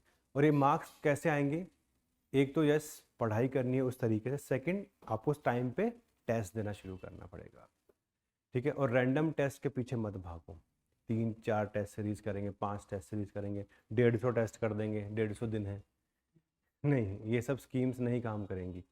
आप 25 से 30 टेस्ट भी करोगे that is more than enough. पढ़ने का तरीका, किस क्या पढ़ना है is more important than just giving the mindless test. क्योंकि आप में से बहुत लोग अभी भी समझ गए होंगे कि कुछ चीज़ें, देखो अगर आपने स्टॉक मार्केट के बारे में, कैपिटल मार्केट नहीं पढ़ी है, अगेन आप यहाँ टेस्ट दोगे, यहाँ तो नहीं मिलेगा कैपिटल मार्केट का क्वेश्चन, लेकिन यूपीएससी रेडी बैठा है कि मत दे के आओ, मत पढ़ के आओ, हम रेडी हैं क्वेश्चन और तैयार बना के बैठे। तो आपको वो एरियाज आइडेंटिफाई करने where you're persistently not performing from last 1 और 2 ईयर्स। और इफ अगर आपको वैसे कुछ का फर्स्ट अटेम्प्ट भी है तो भी पहले ही समझ जाओ कि ये एरिया मुझे आता ही नहीं है, हाउ टू हैंडल इट, और वो सब्जेक्ट के लेवल पे आपको पता होना चाहिए। ये सारे सेशन सिर्फ आपको ये समझाने के लिए थे। आई थिंक सब कुछ समझ में आ गया होगा। सारे सब्जेक्ट हम लोगों ने कवर कर दिए, हिस्ट्री हो गया, पॉलिटी, इकोनॉमी, ज्योग्राफी, एनवायरनमेंट, और आज आपका science and tech and current affairs है। कुछ भी नहीं बचा है मतलब जिसकी अब आपको खुद से पता नहीं होगा। किसी में हमने 5 साल का ट्रेंड देखा, किसी में 2 साल, किसी में 3 साल का, जहाँ जो चीज़ रिक्विजिट थी। और हमारा भी जो पेडागोजी अब बन रहा है वो इसके बेसिस पे ही बन रहा है। It is not going to be a normal type of classes की वो जो चल रही थी अपनी, वैसा नहीं होगा। हम इन सब चीज़ों पे ही फोकस करेंगे बिकॉज हमें पास करवाना है। आप लोगों को पास होने में इंटरेस्ट होगा। फिलॉसफी तो बहुत सुन ली, नंबर लाओ, मेंस क्लियर करो, इंटरव्यू दो, पास हो जाओ, free yourself from the troubles, unnecessary troubles. और अभी हमें इसी अप्रोच पे ध्यान देना है। ये देखो मिनिमलिस्टिक अप्रोच यही है कि आप पहले उस चीज़ को करिए जिससे सबसे ज़्यादा इम्पैक्ट क्रिएट हो, फिर हम उसके ऊपर वाले लेवल पे चलेंगे। करंट अफेयर्स आपका हम पूरा अच्छे से टेक केयर करेंगे इस कोर्स के अंदर, आपको टेंशन लेने की जरूरत नहीं है। मैपिंग आप प्लीज़ स्टार्ट कर दीजिए, इट कैनॉट हैपन इन 1 और 2 डेज। अभी शुरुआत से शुरू करो ना, प्रेशर रिलीज करना स्टार्ट करो लाइफ का कि हाँ ठीक है, मैं 5 से 7 क्वेश्चन करने लायक हो चुका हूँ, ठीक है, that's a very big power. और वो मैपिंग वाला पार्ट बनेगा तो हाँ अच्छा लगेगा कि हाँ ठीक है ये वाला पार्ट मेरा हो गया। सिमिलरली जिस जिस एरिया में प्रॉब्लम, मान लो साइंस एंड टेक में प्रॉब्लम है, तो उसको थोड़ा सा पार्ट अभी टाइम देना शुरू कर दो कि मुझे फंडामेंटल्स भी नहीं आते इसके, तो एटलीस्ट एनसीईआरटी लेवल तो पढ़ना पड़ेगा ना, उतना तो कम से कम आपको सोचना पड़ेगा उसके बारे में। And this is exactly how it should B. Current affairs की पूरी स्ट्रेटजी हमने कवर कर दी है। कुछ कुछ एरियाज़ की कोई स्ट्रेटजी नहीं होती, ठीक है। जैसे मैंने आपको समझाया था बीच में स्पोर्ट्स वगैरह वाला, स्पोर्ट्स में कर सकते हो लेकिन फ़ायदा नहीं है। आप पढ़ के जाओगे टाइम पास करके, ये वैसी क्लास है ना जब आप और मैं कहेंगे सर चलो आज कुछ और करते हैं तो आज वो पढ़ेंगे, चलो स्पोर्ट्स पढ़ लिया एक दिन, वो सब लास्ट में, सबसे लास्ट में, जब पहले हम अपना बाकी सारे काम की चीज़ें ख़त्म करते हैं, उसके बाद कुछ रह जाएगा इधर उधर की कहानी, तो उस पर फोकस करेंगे। बट अभी के लिए आप सब लोगों को यही है, पहला आप लोगों को आई थिंक एक्सेस ऑलरेडी मिल चुका है टाइटन वाला, प्लीज़ वो देखना शुरू कर दीजिए। हिस्ट्री उससे ज़्यादा इलेबोरेट तरीके से कोई पढ़ा नहीं सकता, मतलब मुझे तो नहीं लगता, इट्स नेक्स्ट टू इम्पॉसिबल। मुझे भी पढ़ाते पढ़ाते नानी माँ याद आ गई थी उसमें, वो इतनी ज़्यादा स्पेसिफिक छोटी छोटी छोटी चीज़ों को ब्रेक करके। लाइव क्लासेस में पढ़ाना बहुत बड़ा आसान होता है, लेकिन लाइव क्लासेस में एरियाज उतने कवर नहीं हो पाते, वो टूट जाता है फ्लो, किसी न किसी का क्वेश्चन आ जाता है वो। इसलिए मैंने उस वाले केस में मोस्टली रिकॉर्डेड रखा था कि एटलीस्ट आपके सारे लेवल के क्वेश्चंस रेडी हो जाएं, और साथ में उसके वो 3C वाला पार्ट है जिसमें वो PYQs हैं, PYQs भी सॉल्व हो जाएंगे। वो तो हिस्ट्री में आप बहुत कॉन्फिडेंट हो जाएंगे। बाकी तो आपके अगर हिस्ट्री ऑप्शनल का जो हैंडआउट्स हैं वो पढ़ लो साथ में, वो आपका ऑप्शनल भी रिविजन हो जाएगा, वो कहानी ख़त्म। लेकिन वो भी वैसा ही सब्जेक्ट है, उसको आप 2-3 दिन के स्ट्रेटजी मत बनाओ, उसको आप धीरे धीरे करके आराम से वीकली 3 से 4 वीडियो देख लो, छोटा है तो 5 वीडियो देख लो, क्योंकि उसमें 40-40 मिनट के वीडियोस भी हैं, कुछ आधे आधे घंटे के वीडियोस भी हैं, साथ में पीपीटीज हैं, रिवीजन करोगे काम खत्म। हमें हिस्ट्री में अच्छे मार्क्स लेके आने ही आने हैं। Majority of the students, I would say 95% of the student तो हिस्ट्री में ही सबसे ज़्यादा स्ट्रगल करते हैं, सच्चाई तो यही है, 95% तो वही स्ट्रगल करते हैं। फिर सेकेंड लेवल पे जिन जो सब्जेक्ट्स हैं, जैसे कि पॉलिटी हो गया, इकोनॉमी हो गया, यहाँ पे हमें बस वो ध्यान रखना है कि हमारे बेसिक लेवल गलती नहीं हो, क्योंकि हम लोग आपको जिस लेवल पे डील करेंगे, हम फोकस करेंगे उन एरियाज़ पे जो कि आपके लक्ष्मीकांत लेवल पे ना हो। अब ये आप गलती मत कर देना कि भाई हम सब कुछ पढ़ा के भेजे, वहाँ मनी बिल और फाइनेंशियल बिल के बीच में लटक के बैठे हुए हैं, कौन सा आर्टिकल था, 108 था, 110 था, 112 था, है ना। ऐसा नहीं होना चाहिए वहाँ पे। तो आप कम से कम बेसिक लेवल की चीज़ें वहाँ पे ठीक कर लीजिए। इकोनॉमिक्स में कम से कम बेसिक लेवल की चीज़ें आपको आनी चाहिए कि what is inflation, what is this, what is that, किस तरीके से काम करता है, सेक्टर्स ऑफ इकोनॉमी क्या है। तो प्लीज़ वो बेसिक लेवल चीज़ें आप तैयार कर लीजिए, ताकि अगर हम आपको हायर ऑर्डर स्टॉक मार्केट की एक क्लास है तो यू कैन एन्जॉय इट।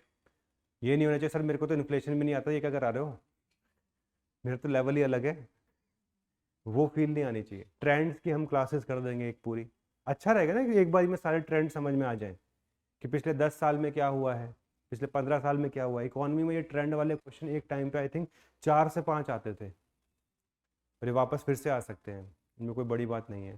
तो ट्रेंड्स अपने को पता होने चाहिए इकोनॉमी के।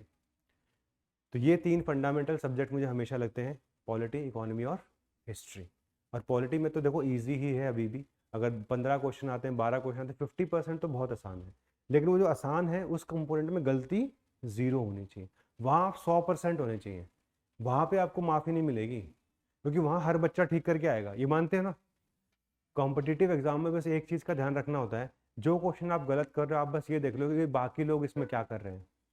अगर बाकी लोग उसको ठीक कर रहे हैं in majority, then you are doing something wrong. अगर बाकी लोग उसको रॉन्ग कर रहे हैं, आप भी कर रहे हो, it doesn't matter. When everybody loses everybody wins. Basic principles हैं कॉम्पिटिटिव एग्जामिनेशन के।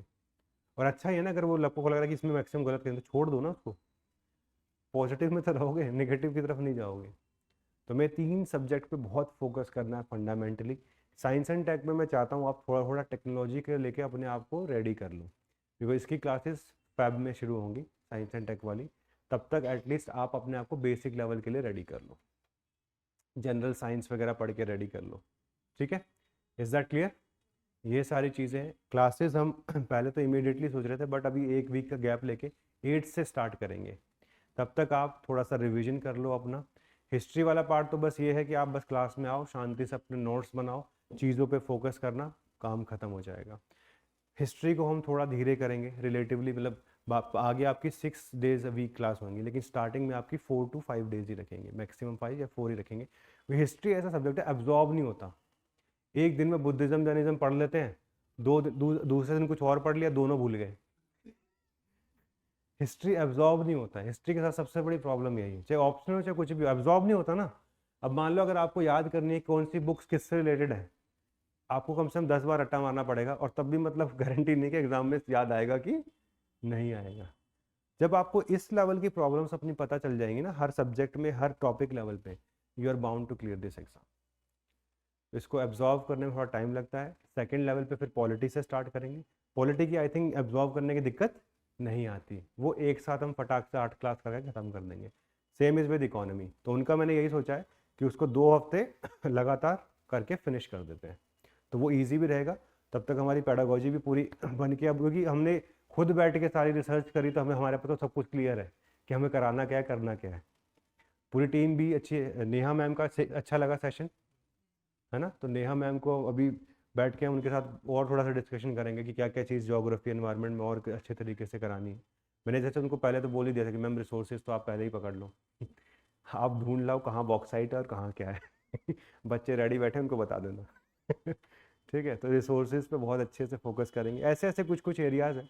फिर कुछ वैसी क्लासेस होंगी जैसे तुम सोच रहे थे कि विकीपीडिया वाली, वो मैं खुद करूँगा और मैं खुद ही पढ़ा दूंगा। वो मैं किसी और फैकल्टी को बोल नहीं सकता, अब बेचारे अब कहाँ विकीपीडिया पे इधर से उधर घूम गए ठीक है। वो फिर एग्जाम स्पेसिफिक के लिए ना इंटरेस्ट पता होना चाहिए। तो मुझे जैसा, जब हम खुद के लिए रिसर्च करते हैं तो आई थिंक सबसे ज़्यादा मेहनत करते हैं उस चीज़ के लिए। तो that I will do that, but वो अप्रैल के लिए छोड़ते हैं। अभी हम फंडामेंटल्स पे ध्यान देंगे, क्वेश्चन सॉल्विंग पे ध्यान देंगे, बिकॉज आप में से कुछ की प्रॉब्लम प्रोबेबली कंटेंट नहीं है, ये आप मानते हो ना। कुछ कुछ सब्जेक्ट में तो कम से कम कंटेंट नहीं है, वहाँ पे क्या दिक्कत है, क्वेश्चन सॉल्व कर रहे हैं प्रॉब्लम थी, उस प्रॉब्लम को भी मैंने ठीक करना है। और उसके लिए बेसिक से आप जब सॉल्व करेंगे आप अपना फॉर्मेट बना लीजिए, ताकि आप कम्युनिकेट कर पाएँ मुझसे मिलने टाइम कि मैंने ये क्वेश्चन सोच के ऐसे लिखा था और ऐसे हो गया। फिर मुझे सर मैं तो जो भी करता हूँ मैं तो ये हूँ, मैं ये सब ना शॉर्टकट्स हैं। मुझे एक्सप्लेनेशन चाहिए कि गलती क्यों, आपके लेवल पे आपकी असेसमेंट क्या है, ताकि मैं फिर उसके अंदर कुछ डील कर सकूँ। जैसे एक बेसिक मैं आपको चीज़ बता देता हूँ, इसको अगर आप फॉलो कर सको तो करके देख लेना, because this use to work for me. जब आप टेस्ट करो, क्वेश्चंस के सामने ये कोड बना लो अपना, कोई भी कोड बना लो, कोई ABCD बना लो, 1 2 3 4 बना लो। 1 means you are 100% sure when you mark that option. इसमें अगर गलती हो रही है तो फिर समझ लो कि फंडामेंटल प्रॉब्लम है कंसेप्ट में।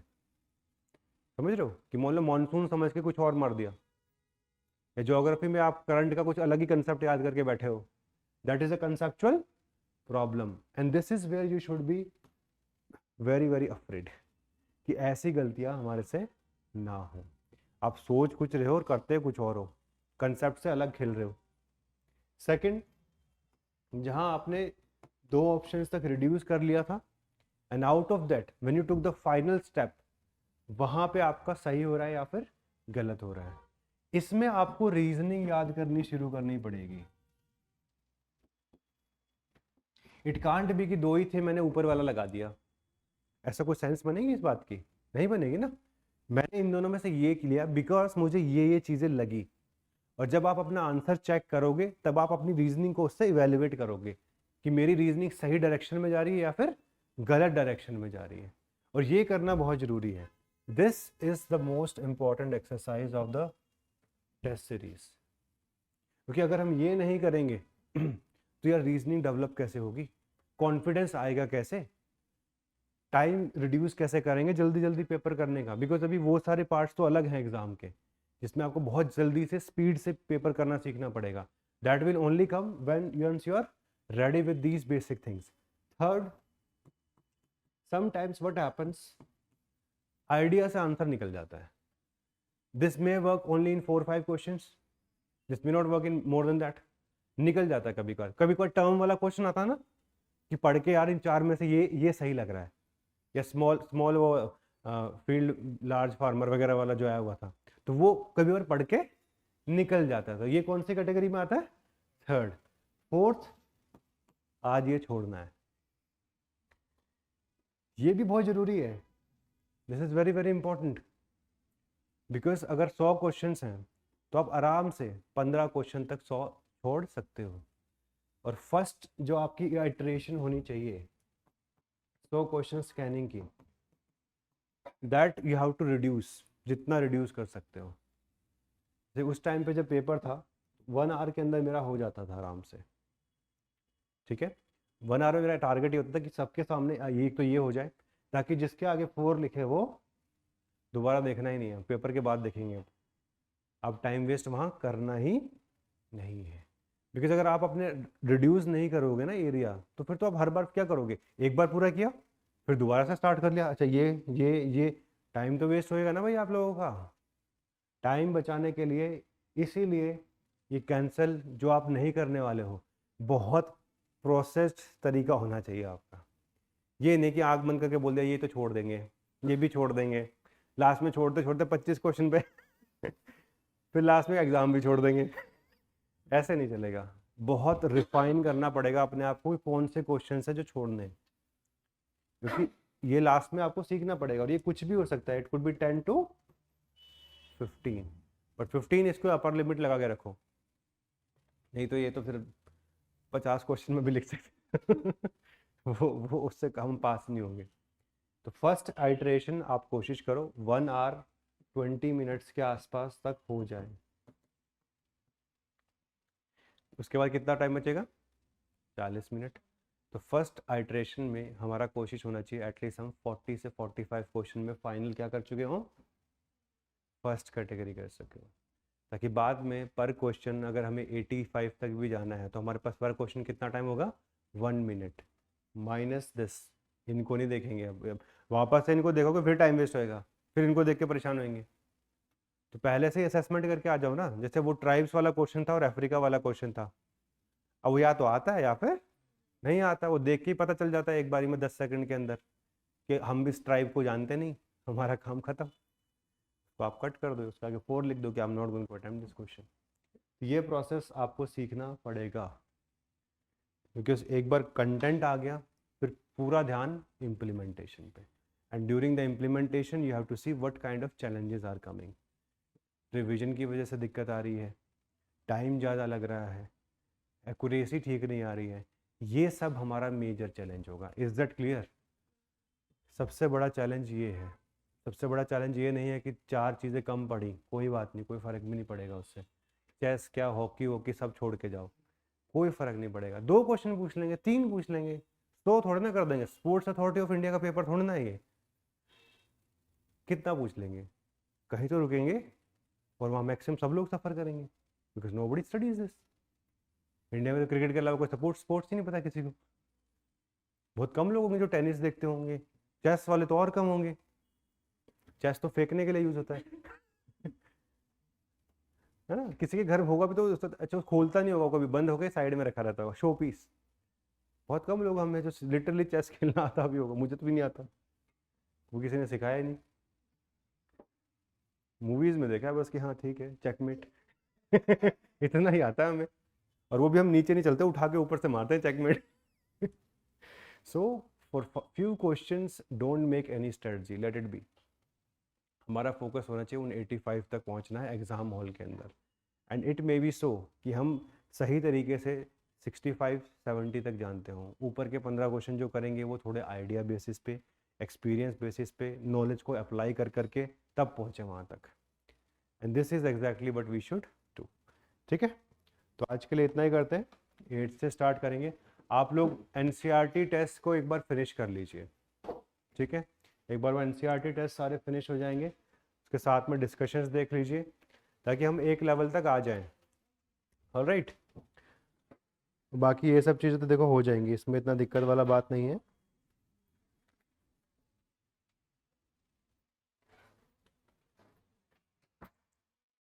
चलिए ठीक है।